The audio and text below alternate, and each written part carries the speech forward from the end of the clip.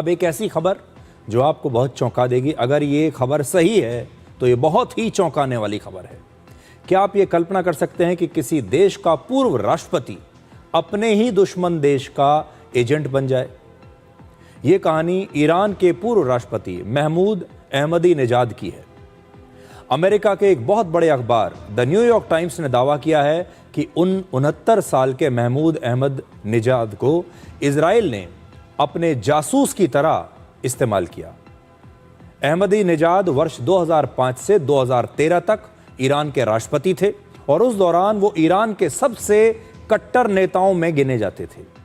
जब वो राष्ट्रपति थे तो वो अक्सर इजराइल के खिलाफ बड़े बड़े बयान दिया करते थे, इजराइल को अपना सबसे बड़ा दुश्मन बताते थे और उन्हीं के शासनकाल में ईरान ने अपना यूरेनियम प्रोग्राम शुरू किया था, जिसके बाद दुनिया के कई देशों को ये शक हुआ कि ईरान परमाणु हथियार बनाने की कोशिश कर रहा है। यानी आप कह सकते हैं कि ईरान ने जो अपना परमाणु कार्यक्रम शुरू किया वो इन्हीं अहमदीनेजाद के समय में किया।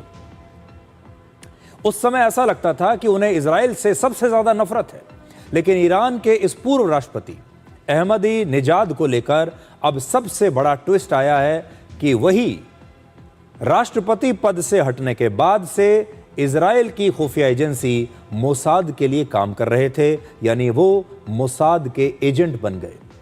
और इजराइल ने यह प्लान बनाया कि इसी ईरान युद्ध के दौरान अली खामनेई को सत्ता से हटाने के बाद पूर्व राष्ट्रपति अहमदीनेजाद को ही ईरान की सत्ता दोबारा से सौंप दी जाए, क्योंकि यही अहमदीनेजाद हमारा आदमी है।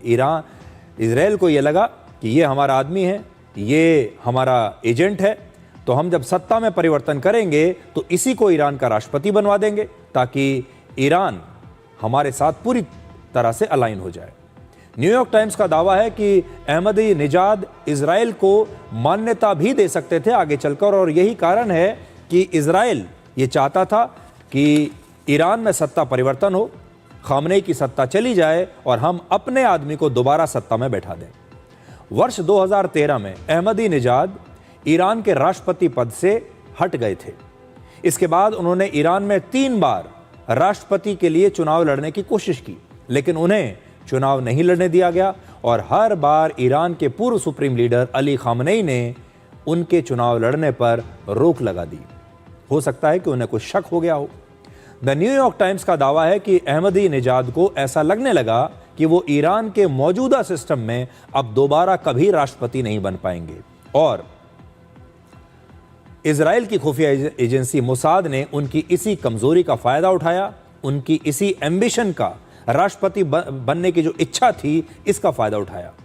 द न्यूयॉर्क टाइम्स ने दावा किया है कि मोसाद ने अहमदीनेजाद से कई बार गुप्त मुलाकातें की और उनकी विदेश यात्राओं और विदेशों में रहने का खर्च भी उठाया। उन्हें पर्यावरण पर होने वाले एक सम्मेलन और सेमिनार्स के बहाने मुलाकात के लिए विदेश बुलाया जाता था। तो सोचिए, लोगों को लगता था कि अहमदीनेजाद जो हैं वो क्लाइमेट चेंज पर बात करने के लिए किसी सम्मेलन में जा रहे हैं, पर्यावरण पर बात करने के लिए विदेशों में जा रहे हैं, लेकिन असल में वहां पर्यावरण की बात नहीं हो रही थी। वहां बात हो रही थी कि कैसे इजराइल ईरान में सत्ता का परिवर्तन करे। सबसे दिलचस्प बात यह है कि मोसाद की यह प्लानिंग खत्म होने के साथ ही ईरान युद्ध शुरू हो गया। ईरान की सेना IRGC को भी यह शक हो गया था कि अहमदीनेजाद मोसाद के संपर्क में है और इसीलिए उन्हें नजरबंद कर दिया गया। अब उन्हें नजरबंद कर दिया गया है। इजराइल की योजना थी कि IRGC की कड़ी निगरानी में रह रहे अहमदीनेजाद को वहां से निकाल लिया जाए और उन्हें भविष्य के नेता के रूप में पेश किया जाए। और इसके लिए 28 फरवरी को इजराइल ने उसी जगह पर हमला भी किया जहां पर अहमदीनेजाद को नजरबंद करके रखा गया था।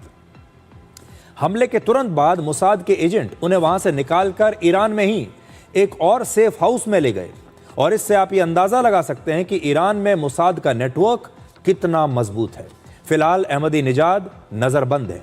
भले ही ईरान में सत्ता परिवर्तन की मोसाद की प्लानिंग सफल नहीं हो पाई हो, लेकिन इससे यह पता चलता है कि मोसाद क्यों इस दुनिया की सबसे खतरनाक खुफिया एजेंसी मानी जाती है। मोसाद किसी देश में अपना एजेंट बनाने में दशकों तक मेहनत करती है ताकि समय आने पर उसका इस्तेमाल किया जा सके और आप मोसाद के काम करने का ये तरीका देखिए कि उन्होंने एक देश के पूर्व राष्ट्रपति को ही तोड़ लिया और अपने नेटवर्क में शामिल कर दिया और उस पूर्व राष्ट्रपति को लालच ये दिया कि तुम हमारे लिए काम करो, ईरान में जो मौजूदा सत्ता है इसे हटाने में हमारी मदद करो और हम बाद में तुम्ही को वहां का राष्ट्रपति बना देंगे। ये दावा न्यूयॉर्क टाइम्स अखबार ने किया है और अगर ये दावा सही है, हम कह नहीं सकते अभी तो क्योंकि ईरान ने इसके बारे में कोई औपचारिक बयान नहीं दिया है, लेकिन अगर ये दावा सही है, ये खबर सही है, तो आप सोच लीजिए ये कितनी बड़ी खबर है। और ईरान के अंदर ही एक टाइम बॉम्ब बैठा हुआ था उनके एक पूर्व राष्ट्रपति के रूप में जो ईरान के खिलाफ मोसाद के साथ मिलकर काम कर रहा था।